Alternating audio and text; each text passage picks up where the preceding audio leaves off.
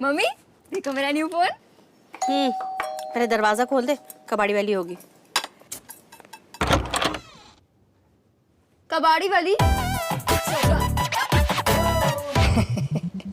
पर ये sunglasses, earring, bag, sandals ये सब तो मेरे हैं। है नहीं थे, टूट गए तो तूने तो फेंक दिए। और मैंने चिपका लिए। Oh no. Oh yes. फेंको नहीं, जोड़ो फेविक्विक।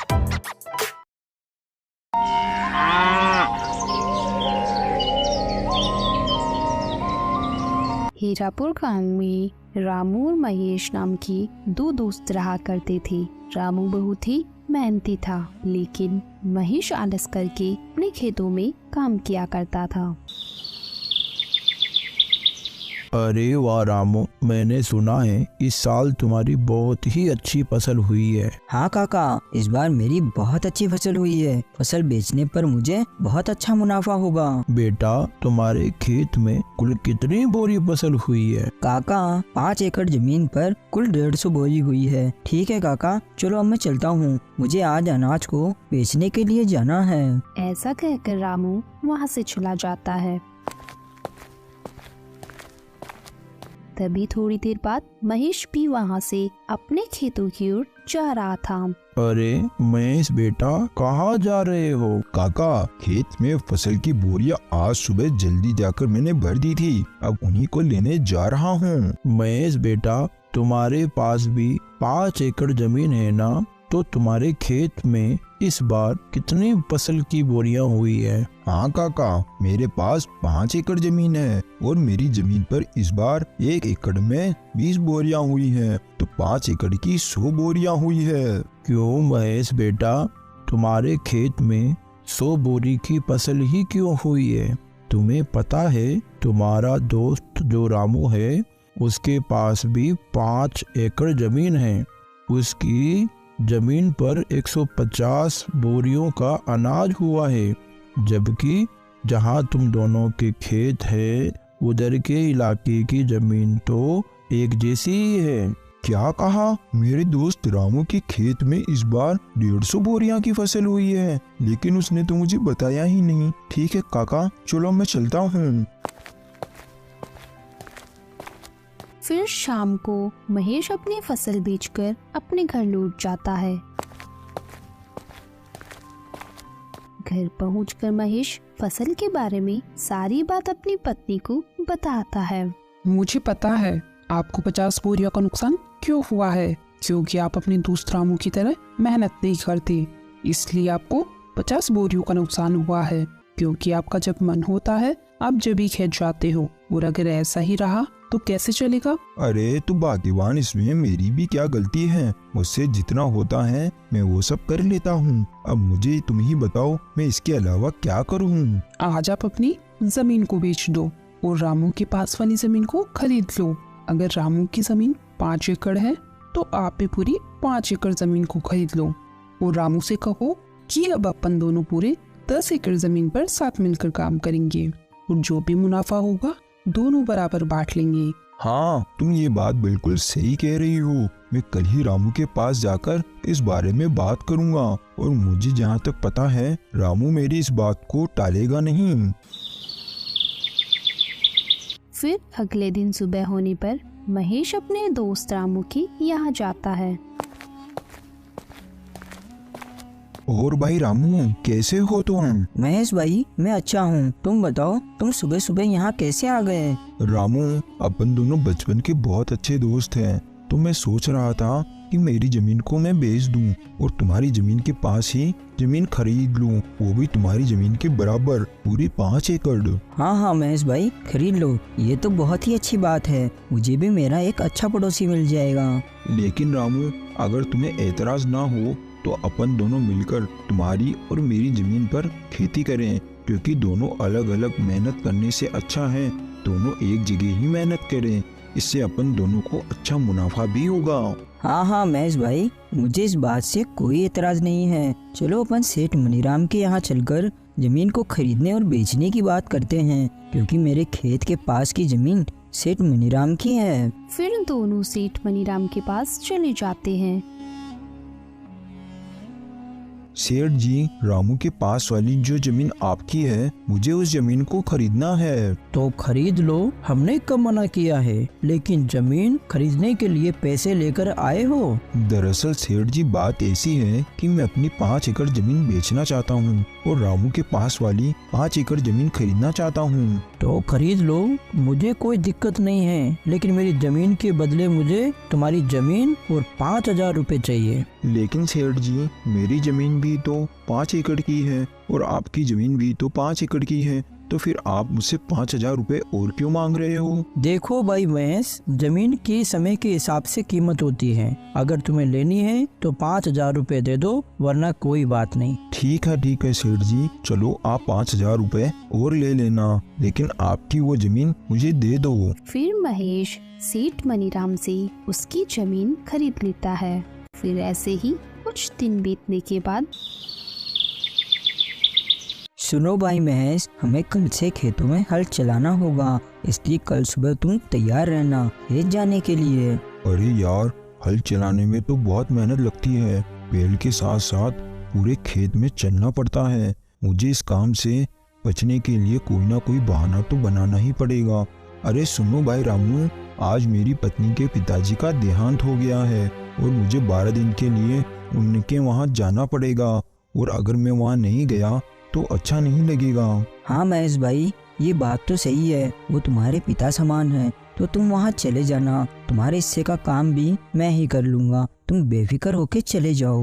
मुझे तो ऐसा लग रहा था कि तुम इस बात के लिए बिल्कुल नहीं मानोगे, तुम सच में मेरे बहुत अच्छे दोस्त हो। मैं 12 दिन बाद वापस आकर तुम्हारे साथ खेत में बहुत मेहनत करूँगा। फिर थोड़ी देर बाद महेश अपनी पत्नी के साथ उसके ससुराल चला जाता है और इस बात से रामू बहुत परेशान हो जाता है। सुनो जी, आप इतने परेशान क्यों नजर आ रहे हो? क्या हुआ, क्या बात है? अरे कुछ नहीं, महेश अपनी पत्नी के साथ उसके मायके गया है और खेत में बहुत काम पड़ा है। अरे तो आप परेशान मत होइए, वो जब तक नहीं आते मैं आपके साथ खेत में काम करवा दूंगी। फिर अगले ही दिन से रामू अपनी पत्नी राके के साथ मिलकर खेतों में हल चलाने का काम शुरू कर देता है। फिर कुछ दिन बीतने के बाद रामू महेश के यहाँ जाता है। सुनो भाई महेश, बारिश के दिन चालू हो गए हैं और थोड़ी थोड़ी बारिश भी आने लगी है, तो मैं सोच रहा हूँ अपन दोनों मिलकर बारिश के पानी के जाने के लिए रास्ता बना दें। अगर अपन पानी के जाने के लिए रास्ता बना देंगे तो अपने खेत में बारिश का पानी एक जगह जमा नहीं होगा। अरे लेकिन रामू भाई, मुझे आज बहुत जरूरी काम है। अरे क्या हुआ महेश भाई, इस समय तुम्हें ऐसा कौन सा जरूरी काम आ गया? अरे हाँ, मैं तुम्हें बताना तो भूल ही गया था, मुझे तुम्हारी भाभी को लेकर शहर में डॉक्टर के यहाँ जाना है, क्योंकि 2-3 दिन से तुम्हारी भाभी की तबीयत बहुत खराब चल रही है। ठीक है महेश, तुम चले जाना, मैं यहाँ का सारा कामकाज देख लूँगा। फिर महेश अपने मन में सोचता है, अरे वाह, ये तो मेरी इतनी जल्दी ही बात मान गया, मेरे हिस्से का काम भी करने के लिए तैयार हो गया। दोनों मिलकर खेतीबाड़ी करेंगे, ये तरकीब मेरी बिल्कुल सही रही, नहीं तो मुझे अकेले ही खेत में इतना सारा काम करना पड़ता। क्या सोच रहे हो महेश भाई, तुम चिंता मत करो, मैंने कहा ना मैं यहाँ का सारा कामकाज देख लूँगा, तुम निश्चिंत होके भाभी को डॉक्टर को दिखा लाओ। वही तो मैं सोच रहा हूँ कि सारे कामकाज तुम्हारे ऊपर छोड़कर शहर जाना मुझे बिल्कुल अच्छा नहीं लग रहा, मगर क्या करूँ, जाना तो पड़ेगा ही। फिर महेश अपनी पत्नी को लेकर शहर चला जाता है और दूसरी ओर रामू बारिश में भीगता हुआ अपने खेत में बारिश के पानी को जाने के लिए रास्ता बनाने लगता है। फिर रात होने पर, सुनो जी, मुझे ऐसा लगता है जब अपने खेत में कोई काम नहीं होता तो आपका दोस्त महेश घर पर ही रहता है, और जैसे ही आपको खेत में कोई काम होता है वो कोई ना कोई बहाना बना लेता है। मेरा शक बिल्कुल सही है, वो जानबूझकर बहाने बनाता है और शहर चला जाता है। ये तुम क्या बोल रही हो? तुम ऐसा बोलकर मेरे और मेरे दोस्त के बीच झगड़ा करवाना चाहती हो? वो मेरा बचपन का दोस्त है, वो मुझे कभी धोखा नहीं दे सकता। आपको मेरी बातों पर बिल्कुल भी विश्वास नहीं है ना? देख लेना, कुछ ही दिनों में आपको सच का पता चल ही जाएगा। फिर ऐसे ही कुछ दिन बीतने के बाद फसल तैयार हो जाती है। महेश भाई, चलो आज हमें फसल की कटाई करनी है, क्योंकि आज शाम को ही मुझे मेरी पत्नी के साथ शाली की शादी में जाना है, और आज फसल को नहीं काटा तो कल से फसल खराब होना शुरू हो जाएगी। हाँ हाँ रामू भाई, चलो आज अपन फसल को काट कर बोरियों में भर लेंगे। फिर वो दोनों खेत में चले जाते हैं और पूरी फसल को काटकर बोरियों में भर लेते हैं। ठीक है महेश भाई, अब अपन ने सारी फसल की बोरियां तो भर ली और अब शाम भी हो रही है, तो मैं शाली की शादी में जाने के लिए निकल रहा हूँ। तुम इन अनाज की बोरियों को बैलगाड़ी में भरकर अपने घर ले जाना। जब मैं कल आऊँगा तो अपन इस अनाज को मंडी में बेच आएंगे। अरे भाई तुम चिंता मत करो, जब मुझे काम था तो सारा काम तुमने अकेले ही किया था, और अब तुम्हें काम है तो मैं सारा काम अकेले ही कर लूँगा। तुम इस बात की बिल्कुल भी चिंता मत करो, मैं इन बोरियों को बैलगाड़ी में भरकर घर ले जाऊंगा। फिर महेश सारी फसल को बैलगाड़ी में भरकर घर ले आता है। सारी फसल को यहाँ क्यों लेकर आए हो? मंडी में बेचकर क्यों नहीं आए? वो क्या है ना, रामू उसकी शाली की शादी में गया है और वो कल सुबह तक लौटेगा। उसके आने के बाद ही हम इन बोरियों को मंडी में बेच आएंगे। चलो ये तो अच्छा है कि सारी बोरियां आप यहाँ लेकर आए हो। मेरे पास एक तरकीब है। बताओ बताओ क्या तरकीब है, और यहाँ फसल को लाना क्यों सही है? देखिए, आपका दोस्त कल सुबह तक नहीं आने वाला, और इतने में अपन इन सारी बोरियों को अपने घर के पीछे वाले कमरे में रख दे तो सारी फसल का पैसा केवल अपना होगा। हाँ ये बात तो तुम बिल्कुल सही कह रही हो, लेकिन अपन रामू को क्या बोलेंगे कि सारी फसल कहाँ गई? अरे इस बात की आप चिंता मत करो। कल सुबह जब आपका दोस्त फसल लेने के लिए आएगा तो बोल देना कि सारी बोरियां घर के बाहर ही रखी थी और पता नहीं यहाँ से कौन चुरा कर ले गया। बस इतना ही बोल देना। इसमें आपका दोस्त क्या ही कर पाएगा, वो कुछ नहीं बोलेगा। अरे वाह भाग्यवान, तुम कितनी अक्लमंद हो, तुम्हारा कितना दिमाग चलता है। मैं तो केवल खेत में काम करने से ही बच रहा था और तुमने तो सारी फसल को ही अपना बना लिया। वाह भाग्यवान वाह। आप इस काम में बिल्कुल भी देरी मत कीजिए। आप सारी बोरियों को बैलगाड़ी से उतारकर घर के बाहर ही रख दीजिए, ताकि गाँव वाले भी देख सके कि बोरियां आपने घर के बाहर रखी है। फिर रात होने पर अपन दोनों मिलकर बोरियों को छुपा देंगे। फिर रात होने पर दोनों पति पत्नी मिलकर सारी बोरियों को घर के पीछे वाले कमरे में छुपा देते हैं। फिर अगले दिन सुबह होने पर रामू महेश के यहाँ आता है। अरे महेश भाई, तुमने सारी बोरियां कहाँ पर रखी है? चलो आज अपन उनको मंडी में बेच आते हैं। हाँ हाँ रामू भाई चलो। फिर वो दोनों घर के बाहर जाते हैं। अरे बाप रे, मैंने अनाज की सारी बोरियां तो यहीं रखी थी, कहाँ गई बोरियां? अरे महेश भाई, तुम ये क्या बोल रहे हो? कहाँ पर है सारी बोरियां? मुझे नहीं पता, मैंने सारी बोरियां कल शाम को यहीं लाकर रखी थी। मैंने सोचा था कि यहीं से सारी बोरियां उठाकर अपन मंडी में बेच आएंगे, लेकिन अब क्या करेंगे, अपनी सारी बोरियां तो चोरी हो गई। क्या अपनी सारी अनाज की बोरियां चोरी हो गई? हाँ, ये चोरों का ही काम है, नहीं तो यहाँ पर रखी हुई बोरियां भला कौन लेकर जाएगा?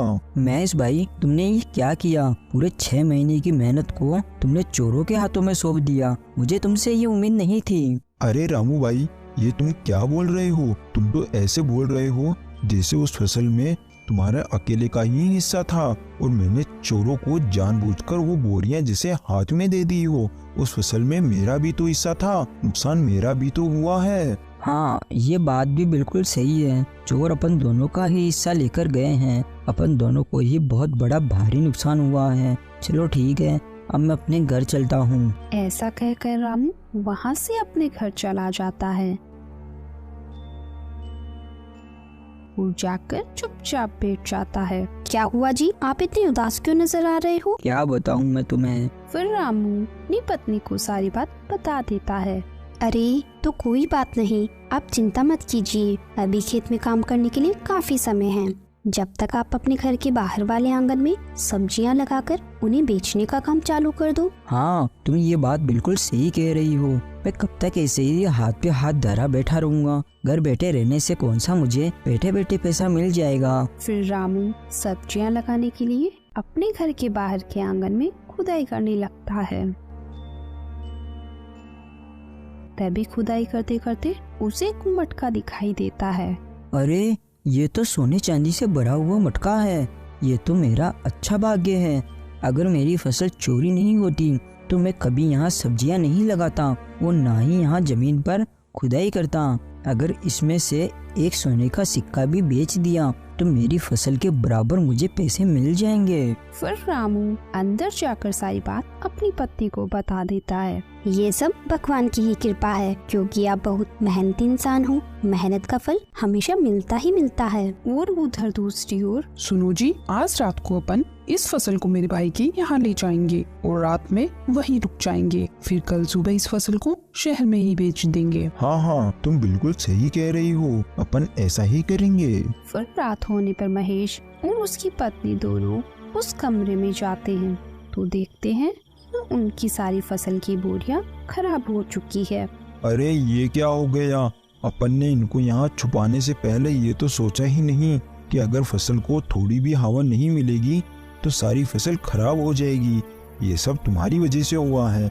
जो अपन को अपने हिस्से में मिलने वाला था अब तो वो भी नहीं मिलेगा। चला गया अब अपने हाथ से सब कुछ। अब क्या करेंगे अपन दोनों? हमारा सब बर्बाद हो गया अब। तो दोस्तों, हमें इस कहानी से यही सीख मिलती है कि हमें कभी भी किसी के साथ बुरा नहीं करना चाहिए, क्योंकि बुरा करने वालों के साथ बुरा ही होता है। वो रामू बहुत ही मेहनती आदमी था तो उसे उसकी मेहनत का फल मिल ही गया। Thanks for watching.